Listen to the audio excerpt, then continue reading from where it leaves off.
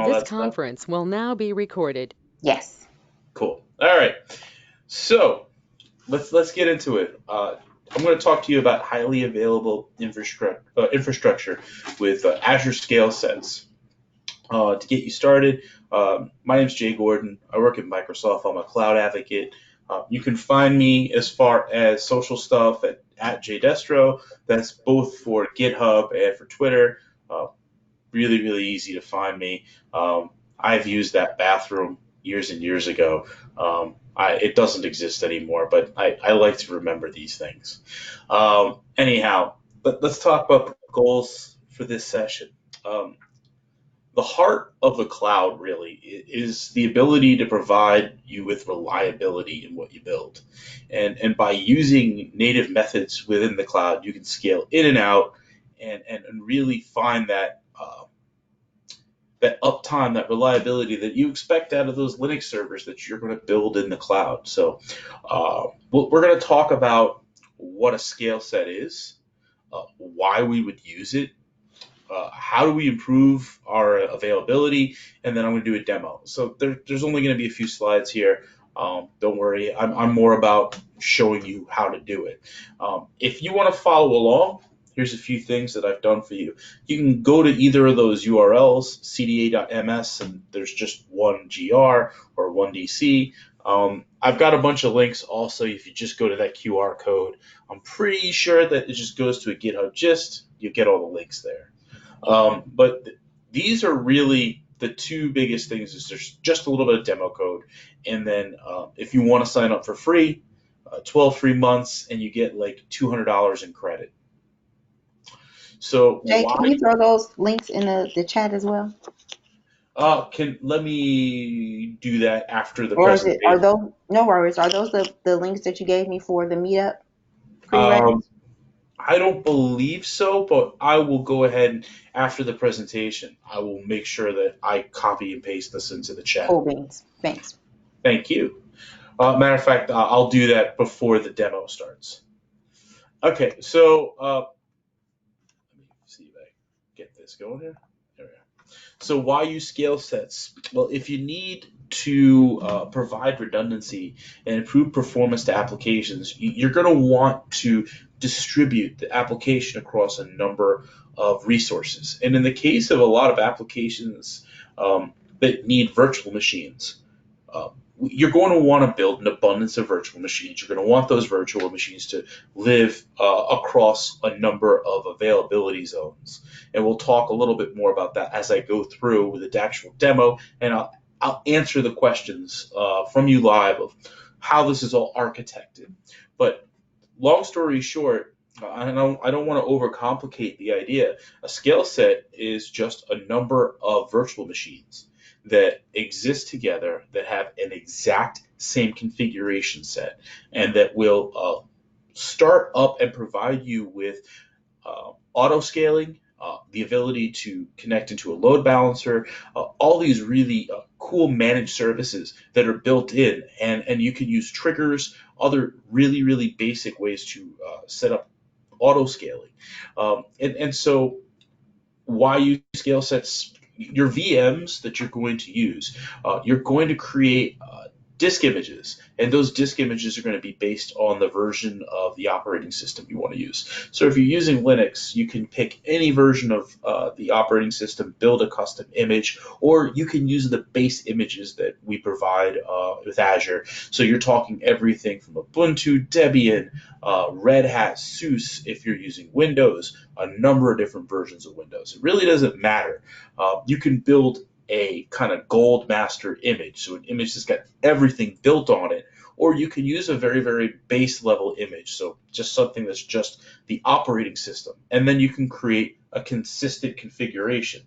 So when I say a consistent configuration, I mean exactly that. Every single time it comes up, we want to make sure that the exact same configuration that we have, the most up-to-date configuration, is what the Linux server has on it, or the Windows server. Doesn't matter. It just always has to be consistent. So now we have our basic layer 4, which is network transport layer. So if we want to do load balancing, we can make sure that we can send people directly to port 80 or port 443 and have that all network based. Or we can do application level load balancing at the layer 7 layer. That's the application level. So that's the highest, most top level that we could actually do some load balancing on. There's two different load balancing products that Azure provides, a really simple one and a more advanced one. The simple one is the layer 4. So like I said, that's just port forwarding, port 80, port 80, port 22 to port 22, things like that. And then availability zones to withstand failure. So Azure exists as regions. These regions are all over the world. This is a pretty common architecture methodology within a lot of the public clouds across the world. You have regions in all sorts of places across the world. Those regions have then within them availability zones. Availability zones is a collection of data centers that are independent of power, independent of everything you can think, and they will be connected. So you can do things like low latency networks, but each exists independent of one another as far as power, cooling, and their primary core networks. So you can use availability zones to place one copy of your server in, say, 3 availability zones in a region. That means if one of the availability zones in that region goes down, the other 2 stay up, and you're able to withstand failure. So that's just basic fault tolerance. So we can scale also based on use. So we can be dynamic in how we do this. So we can essentially say when we have more demand to our application, that could be something like CPU.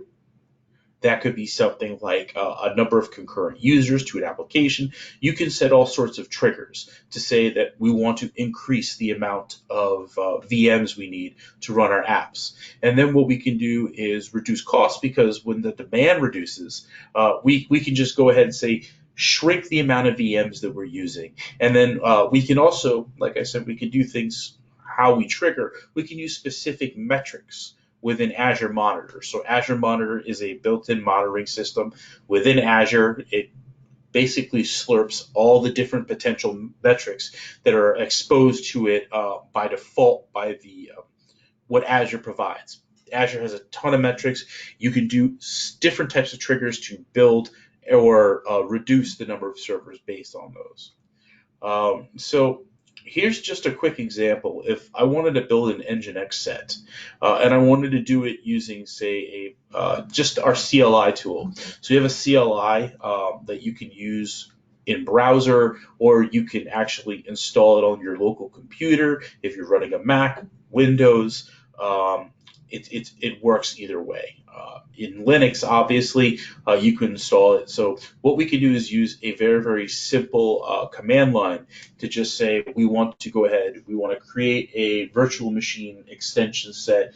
We want to use a custom script. That custom script will actually install just from a bash script Nginx. So we then eventually say what we want to name our scale set, the resource group. I'll show you all these a little bit more in deep when we get to the demo portion, but eventually we run all these and we get a consistent group of Nginx servers that we're able to go to and eventually deploy our code to. So we don't want to put the code deploy, and we just want to provide servers and the most necessary pieces of our dependencies. So maybe that's Nginx, maybe that's NPM. We can build these scripts like this to automate the installation. So this is kind of just a typical diagram of a 2-tier deployment, and I've got here 2 different sets of virtual machine sets. And so the web tier is going to be 3 replicated web servers. And so what we'll have is traffic will come in through 443. The load balancer will distribute what we have, and then the scale set here in this web tier will shrink as traffic increases based on our monitoring triggers. Additionally, we've done the same with our database tier. So we're able to actually replicate it on both levels using our virtual machine scale sets. So obviously with our database tier, we're going to have to have a process that loads the data from another virtual machine. And that typically could be just setting up replication. But that replication process needs to be part of the initial setup. And I'll show you a little bit more about how that kind of works. And this is just a quick example of an N tier. So this was just 2 tiers of how we were able to implement scale sets for just a standard web and database tier. But in this case, here is multiple tiers using virtual machine scale sets to provide redundancy at all levels. So we've got our web tier that's running our web app, our business tier that's doing some of our BI processes to get data analytics, and then that's all being handled from our SQL server, which instead of running it on databases, we're actually running it using a managed service. So this all exists within a virtual network. Everything is bound together using this virtual network, which is essentially what it sounds like. It's a virtualized network. It's network managed by software. So I know I mentioned that this I was going to put up again because we're going to get into the demo in a second. So let me go here. I want to copy all this stuff. Cool. And then what I'm going to do is I'm just going to change my screen around a little. Okay. So we're going to go to my other screen. We're going to get a little recursion for a second, and I apologize for that. I'm going to pull my other screen. You can all see my Azure stuff here and my Windows and all that, correct? Correct. Thank you so much. All right, so let me next in the chat paste. So here are the demo code and the 12 months of free Azure links. So let's take a look a little bit at the demo code that we're going to work with. We're just going to build a clock. That's all we're going to do. This is a application that I've forked. It's called React Clock Basic. It is super, super simple. I've done a million demos with this application because it is a reduced amount, just a minimal amount of dependencies that we really need to work with. And so let's show you. This is all it really looks like. The dependencies are Node.js, React, Babel, Webpack, CSS, Bootstrap 4. What I've done to install all these necessary things, we'll get to. But what I want to do first is actually build a virtual machine scale set for you. I'm going to close my Facebook because I don't need someone annoying us. So what I'm going to do is, if you go to that sign up for 12 months, you're eventually going to get a subscription. This is a subscription here. This is where you draw cost from. I have one that's part of my account. I am, cloud privileged because I work at Microsoft. Thank you, cloud overlords. And so this subscription is going to allow me to build resources within it. Everything in Azure is considered a resource. Everything. And so what we're going to do is create a resource, and every single resource lives within a resource group. Why? Because if you have a bunch of cubes, ultimately you may want to put all those cubes in a box so that when you're done with those cubes, you can just take out 1 or 2 and then keep everything else that's in the box. Or if you just take the whole damn box and shit can the whole thing at the same time. That's one of the things. Or you can take your resources and move them into those other boxes. That's the power of using resource groups. They're all part of the Azure Resource Manager. The Azure Resource Manager is this control plane that lets us do everything within here. And what's great is we can do everything within a portal.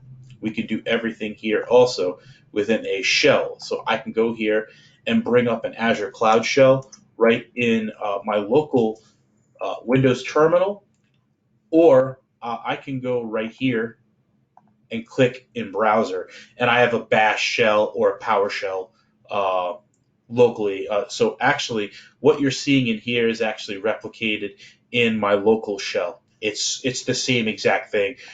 This way, I'm just accessing it remotely. This way, I'm accessing it right through the Azure portal. But the work we're going to do for right now, we're going to just do everything based in the portal, just because it's an easy way for me to explain what we're going to be doing. So when you go in here, you can just type scale sets, and you'll have the option right here. So that was as simple as going here, clicking create a resource. And when you go to create a resource, you're given, I'll just show you again, you're given the marketplace. Within the marketplace, we'll just type virtual machine scale sets. And then you go to what is essentially a template. So this is an ARM template that is ready for you to use within the portal, an Azure Resource Manager template. If you click Create here, it is going to bring up this template and allow you to basically fill out all the parameters to create the resources that we're going to use that's going to host our application. So this resource group we need to create. Like I said, we need that box to keep all of our little cubes in. So I'm just going to create one now. I'm just going to call it WIL 2020. And I'll just click OK. And so now it's going to create a resource group. That's where all the things that we're going to be creating is going to live. So now we need to create a scale set name. That's going to be a name where our VMs are all going to be logically known. So to make it really simple, I'm just going to call this a version number. So let's call it VM clock, virtual machine clock, and then let's call this version 1, because we can have different versions of this and move our version to a different load balancer. So we can just change the back end and move the back end to the load balancer, so we don't have to change any DNS. We could leave the DNS pointing. So I'm at the very, very beginning of creating this. Do we have any questions yet? Cool. No, All right. no. So far, I've been posting links on the information you're going over. Awesome. Thank you so much. All right. So now we're going to pick the region. That is the part of the world where our data centers will live. And so I've got all these different locations. I'm a New York City boy. I'm going to pick East US, all right? And so now I have the ability to say where I want to have it spread to. And you can see there are 3 availability zones. Not every region has that option. This one has 3. Let's go over to South Central. No availability zones. So everything would just exist in one region, one AZ. We don't want that. That's not going to provide us that high availability. So we could just use East US, which, like I said, every Azure AZ that makes sense has 3, or I should say every region that has AZs that make sense have at least 3. And so that means that we're going to go ahead and set at least one virtual machine with Linux in all 3 of these. So Azure Spot Instance, that's for spot pricing. That means you get lower bid pricing. We're not going to work with that today. Then we also need to select the size. So if we click select size, I have absolutely no clue what things cost. That's not what I want to talk about today. Apparently that's what it costs. Don't worry about it for this conversation. What we can do is go through and pick all the different types of hardware that we have available to us. You can see we've got everything from general purpose, and we can pick like even more intense VMs. So if we need things with GPUs because we want to do data mining, we can do that. We're going to just use this basic D2 SV3. That's just the name of the server class. It's going to have 2 virtual CPUs, 8 gigs of RAM, 4 hard drives in a RAID, and a 3200 max IOPS. That's how much input output per second we can get. And then we get 16 gigs of temporary storage. It's an ephemeral drive. So if we need to just throw logs that we don't need, we could put them in that temp storage and not have to use any of our regular block storage attached to these machines. So we can click select. And so now we can pick our version of a Linux that we're going to use. I am an Ubuntu user. What does everybody use normally? Let's hear it. I am married to Rail for right now Okay. in Eugene, CentOS. what are you using nowadays? Theoretically, I mean, realistically, sorry. I work for like a security company. Mm-hmm. So we have like templates on templates, which are based off of Red Hat Linux Enterprise 5 or 6. Cool. And it's basically a template which is deployed off of the marketplace. So the choice of OS is not quite as large as the one that you're showing up right here. Is just our own OS, which is based off. Yep, just specific you pick. Thank you very much for sharing. So I'm just going to pick Ubuntu, but like he said, you could use a custom, like it says right here, private images, but we're going to use the Ubuntu server LTS public. And I have to set a username, so I'm just going to set J. I'm going to put my key in here. Give me 1 second. I am going to do it so I can do cat. My key to pat.ssh.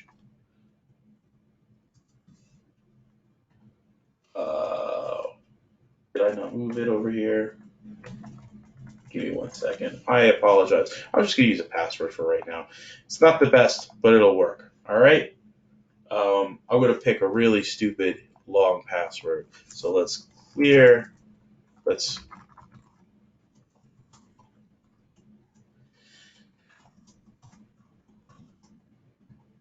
a long enough complex password, right? You think this works? Yep, should. Cool. I'm just going to copy this over. And we'll just pop this password in here. So that the next thing we can do is we can add additional disks if we want to. The machine already came with a certain number of disks pre-configured. That's going to be set up as your slash disk. And then your ephemeral disk will be configured also. You have to mount that. That's on you. But if you want to add additional disks, you can. You can go in here and specify the size. We're not going to do it today. We're just going to do it because we would have to set up a process to fdisk and mount those disks. We don't want to deal with that right now. We're doing a demo. So the next part is a network. So the network allows you to create a virtualized software-based network. That's what we're using. But we're going to do some things that are not just the default. So this virtual network gets created for you by default. And you get a network interface that is created by default. We're going to do a few things we're going to change. So the first thing we're going to do is we're going to create an advanced security group. We're going to say we want public IP addresses enabled because I want to be able to SSH into these machines. So I'm going to click OK. You can see it creates a default subnet. We're also going to want to use a load balancer. Absolutely.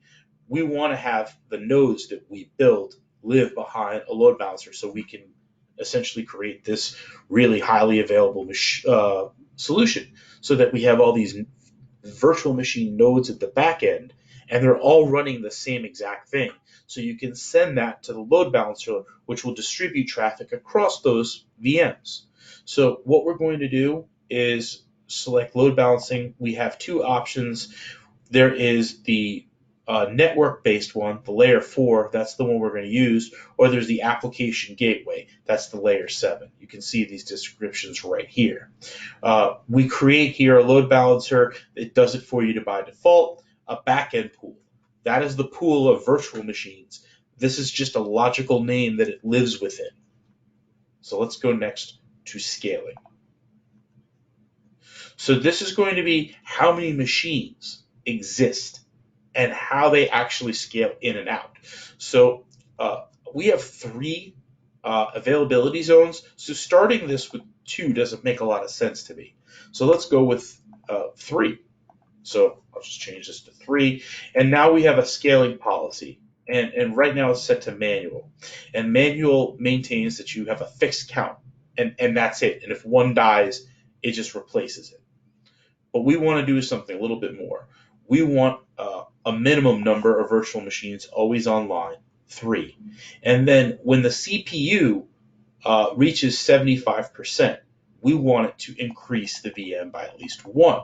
So if we have our 3 nodes, they all reach 75% CPU utilization because we're getting a ton of traffic.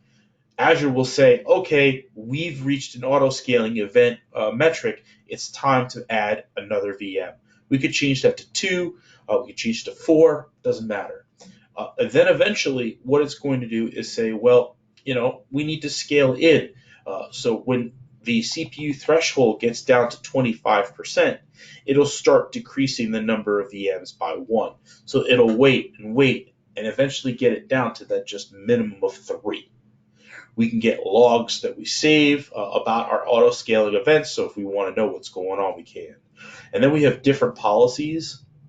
So we can go by default, so bounce across availability zones, newest, balance across AZs, but then delete the newest created VM, or delete the oldest created VM. So this is all about just making sure you're providing the freshest version of the application or the VM, whatever it is.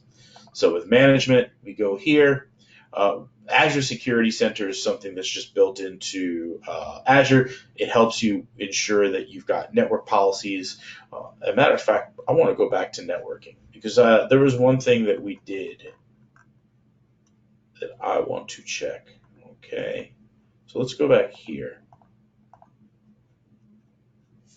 So we did this network security group, and we've gone ahead and we've configured it, but we only have one rule set up right now, and that's not enough. We've got to get more firewall rules configured so we can actually get into our servers and modify it. So I am going to do the basic of just allowing port 80 in so that we can actually get into these servers via port 80. But that's as simple as just saying our source is anywhere from the internet, our destination is anywhere, and we're going to say we want it to go to port 80. We give this a priority number. It's just a rule number. We want to use any protocol coming in and out.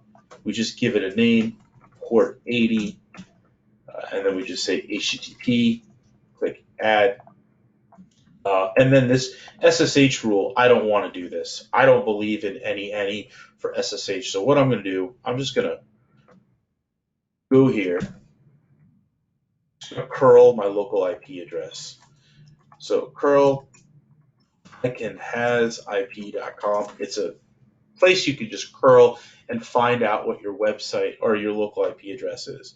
So this is my local IP address. This is the IP of my computer that I'm going to be able to SSH in from. So I can just go grab that. So we'll change the source from IP address. We'll do it as /32 for just my IP address. However, if we wanted to let a range in, we could. And what we'll do is we'll just save, and we need to update the priority. We need to make sure it's its own individual rule. So now you see we have this default allow SSH.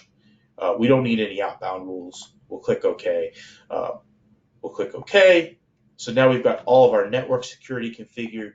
We've got our scaling. In management, we have the ability to set up upgrade policies. So when you've provided a new version of the VM config, you can select how it ends up getting distributed. You could do it manually, so it gets a new version of the config and then automatically updates it. Manual, you just have to go to each individual node and say, update this version. Or rolling, it'll make one change, it'll pause, and then it'll continue. I'm going to take a second. I know this has been a lot. Are there any questions? Yeah, I actually had a question. Let's go. One of the questions I had was when you were creating your network interface, is it possible to go ahead and create or design your private subnet of how you want things to be distributed? Because this looks like it's all public Yeah. and maybe there's a private one there that it automatically creates. But if I want to specify like, hey, I want to have maybe 2 sets, built or something like that, and then I want to have a private IP, and I want those sets to talk over that private IP. Like, hey, I have maybe an internal team that has a public facing, that has a internal intranet facing website, and then but it's on the private side for that, and then a Sure. private database, So this right something in like here. that. So right in here, we could go ahead and say, let's create a secondary range, and we'll create. There you go. So now we have a new IP range configured, and now what we can do is create an additional subnet. So we'll call it private. There you go. So does this answer your question? Yeah. So now what we can do is we can actually then configure an additional virtual network. So I can actually create a new VNIC and then have that VNIC, once I configure it to that private VNet. When I then log into the machine, I can go ahead and configure the IP address that goes for that private VNet. Sound good? Yeah, gotcha. Cool. All right, let's go back to the scale. Whoa, no way. I don't want to do that. We've come so far. I don't need to. I know what I can do. Okay, cool. All right, so we've done all of our network stuff. We've got our scaling configured. We can go to management. The management, like I said, we have our upgrade mode. We can save boot diagnostics. So if something happens, we get screenshots to see where it failed to boot up, and that stores it all into an account where you can browse all that.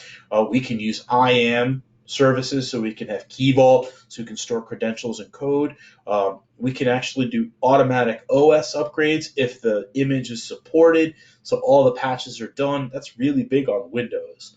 Instance termination, you get an email about when each one dies.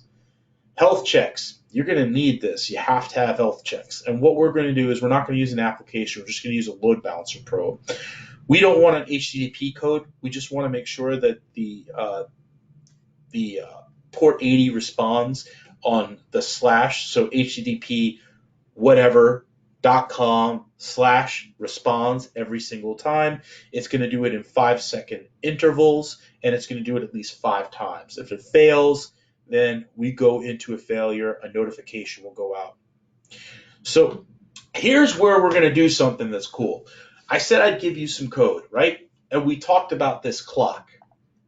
So one of the things that I wanted to do with virtual machines is I wanted to show you that there's a lot of like crazy configuration management that people have to do. You might have to use Chef, you might have to use Puppet, you might have to use Terraform.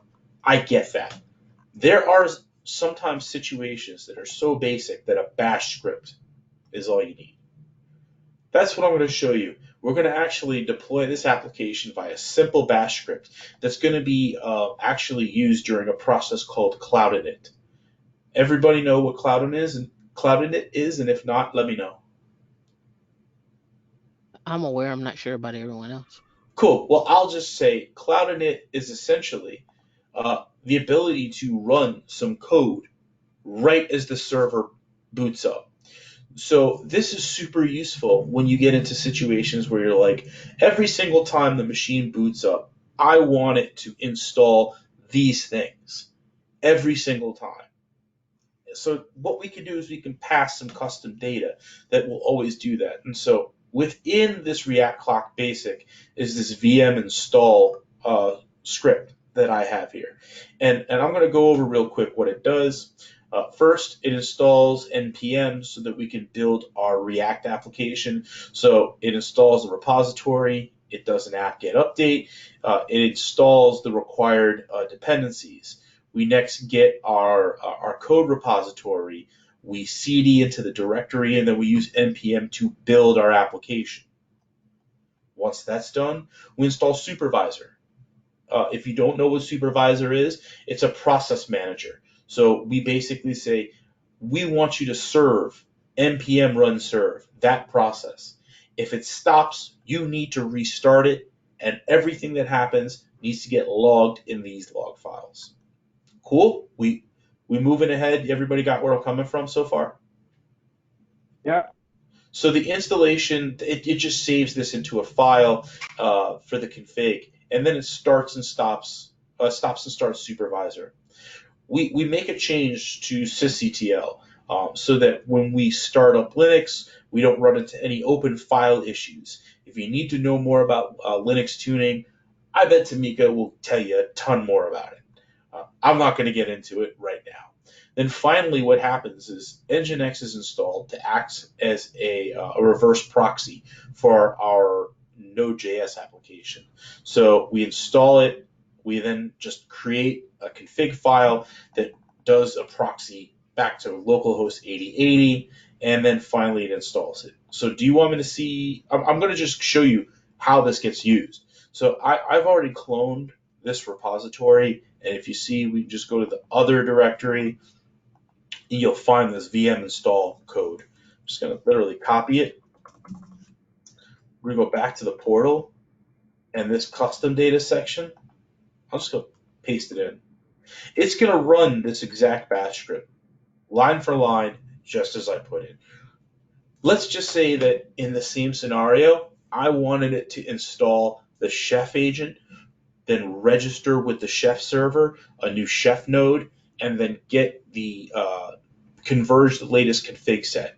We could do that too, but that's a lot of work, and we don't have a chef server. So with this demo, what we have is the script. So finally, we're just going to click review and create. So it's going to run a final validation. Azure Resource Manager is going to make sure that all the things that I asked for from the ARM template are possible. I could have policies that are set up by my account owner that say if I don't have certain SSH rules set, I can't build this.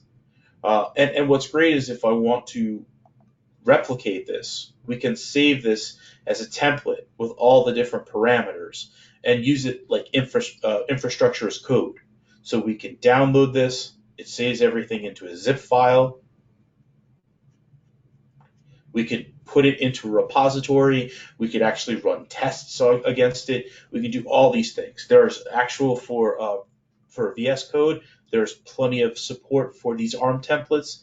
If you want to know more about it, I can get you more documentation on them. I'll find some links before we finished. All right, so we're ready now to actually, whoa, what happened? Let's go back. Did I actually just screw that up? I did. All right, I hit back one too many times. I was about to start everything. It was about to finish. Holy crap. I'm really super embarrassed. Or you could use the downloaded template to deploy. Yeah, let me see. I'm just going to blow through this real quick. Jay. You know what? There is a reason why you record everything. You know why? So that when you make a mistake, you go to the recording and you can still show what happens. So you want to give me 1 second? Sure. Thank you so much. Like I said, that was embarrassing. I just hit back one too many times. Never embarrassing. This is great. This is great. It shows that it was live. All right, here we are. Anybody got any Yeah. anybody got any questions? I'm sorry, I cut you off, Eugene. What did you say? Oh, I was going to say, yeah, if you have any questions, let's go for it. No, I was just going to say, let's blame on the demo god. Is this grabbing the sound? It's showing. I didn't hear any sound. All right, so I'm just going to bring it up and then I'll talk you through the last few parts. Okay.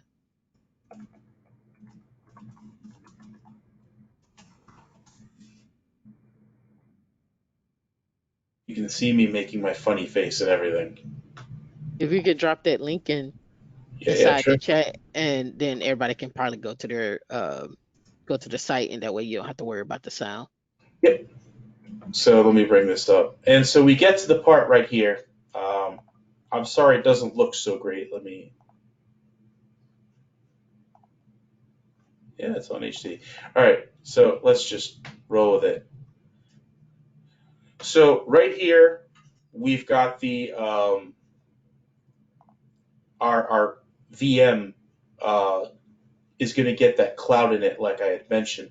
And so what we did was we copied and pasted all this code, and we brought it into here. And then eventually, you'll see me click Review and Create. Go on, Jay. You did it, Jay. Look at how great I am. So then I did the validation. It passes, and you can see all the configuration that we wanted, the load balancer probe, everything. We click Create, and now it's going to go ahead and take all these parameters from that template and begin the process of deploying it. And when it's all finished, we can go to the resource, and we can take a look at how we've got our 3 servers that are created, a public IP address for our load balancer. And as you can see, the clock eventually comes up. What happens is these 3 nodes that are online, each one is an existing Linux server. Let me just bring up that one little image right there. So what we have here are 3 individual Linux servers. Each one allows you to actually have its independent networking, scaling, storage, OS stuff, everything you need. And if you want to SSH into each individual node, you can.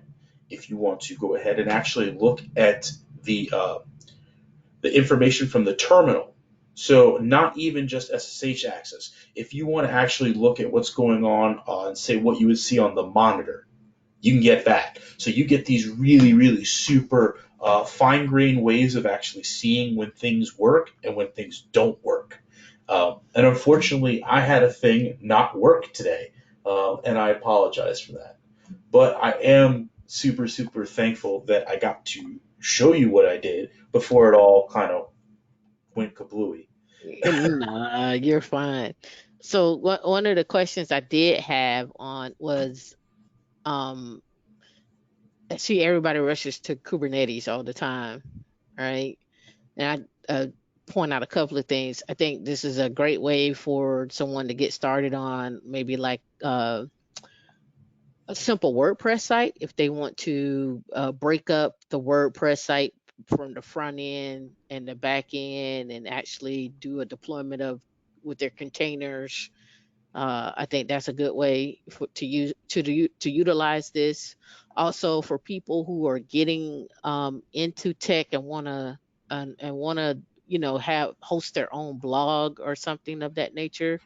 I think this is a good use of that. And then also, you're already adding scalability and high availability into it already. So you're actually putting yourself ahead of the game. The other thing I will add is make sure you pick the right size because you will pay. Or you will pay for those services. Absolutely. That's So so could not disagree with that. Money spends. Money spends real easy when you find ways to spend it. You know what I mean? yeah. So along with that, to me, I think in as I've played with Azure before, I think there's like a cost estimator in there to kind of show you like, okay, well, this is what this would look like, and it also gives you a prediction just like AWS of what your bill would be for that month. So utilizing those tools to like as you start to do your design of what you want your set to look like is absolutely important. Yeah. So if you go here to the subscription, um, and so this is all about getting that deep dive, and you can actually start seeing what your costs are by resource based on like what you're building. And you can do cost analysis based on what your usage is going to be and what you assume it's going to be. So here you can see a forecast based on the different services that I'm using, based on the region. So like I have a blog, I have a Linux VM, some VMs are here, and I get a breakdown of what I'm using and what the assumption is what my monthly use is going to be. And so I think these are really super helpful tools that people can find that like as they're getting into the cloud. Um, and they don't use it just like a data center. You know what I mean? They start learning about how these cost saving measures are built into your different clouds, and whether it's AWS, Google, or Microsoft, everybody has a way for you to actually take a look at what you're going to spend and what they project you're going to spend, so that you can make good decisions about how your scaling policies are configured early on. Cool. Any questions? Because I know I can ask questions all night, but I want to make sure everyone gets a chance to ask their questions. And if not, then I'm going to eat dinner. No questions? Okay. I came to halfway through the session, but just a quick one here for you, Jay. Would you recommend? And I know I came while joined the session where you were talking about like instance size. Is there a way to do auto shutdown on skill set? Like say passive systems. I mean, on on like existing VMs, like single VMs. I know you can do it. I don't recall whether you can do it on scale set. I think that the auto shutdown would be based on another trigger. So I think you would need some sort of metric event. Mm-hmm. And I think you could even build metric events around time. So like I know that there is auto shutdown for VMs in general. Azure has this thing where you can actually set VMs to automatically shut down every single day at a certain time, and it's really useful for like development environments that you only have on for say like 8 a.m. to 6 p.m. You know what I mean?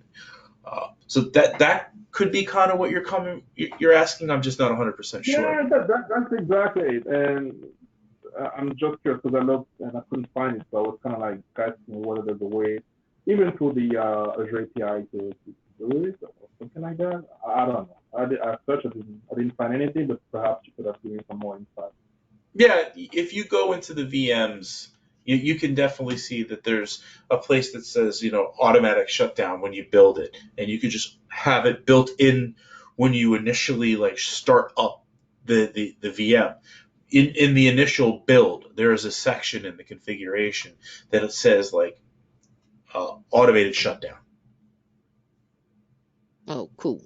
So yeah, so I can, even though I have, well, because then you can go back and say instead of having 3 up at all times, you can have it set to say have one up at all times, Mm-hmm. because you could just have your one website up and then, well, your one web server up, and then at night when there's not a lot of traffic, scale down those other instances so you're not spending, at night when you don't have probably the most people on, instead of being up, in the redundant 3 all the time, and steadily spending money. So I would look at that as a cost, a way to provide some cost savings. Absolutely. Right. Yeah. Thanks, guys. No problem. So, hey, everybody, thank you for sharing some of this space with me tonight. I am going to go share some pasta with my wife. If you want to get in touch with me, at JDestro, like I said at the beginning of the meeting, I also run a weekly Twitch show on Azure Fundamentals. Real quick, I'll just show you where to find. You can just go to Azure Fun Bites. I've had a bunch of episodes that I've already done already. I'd love for you to come and check it out. I'm going to be doing another episode tomorrow with Techie Lass from Twitter. She and I are going to be actually going over Windows virtual machines. So if you want to learn a little bit of Windows and Azure, 2 p.m. Eastern time, just check out my Azure Fun Bites and hit me up. Thanks a lot, everybody. I'll see you next time. All right, thank you. Everybody be safe, and thank you for coming out. No Yeah, problem. that was Thank great. you. That was great. Thanks for Thank putting it. you. Bye-bye, everybody. Have a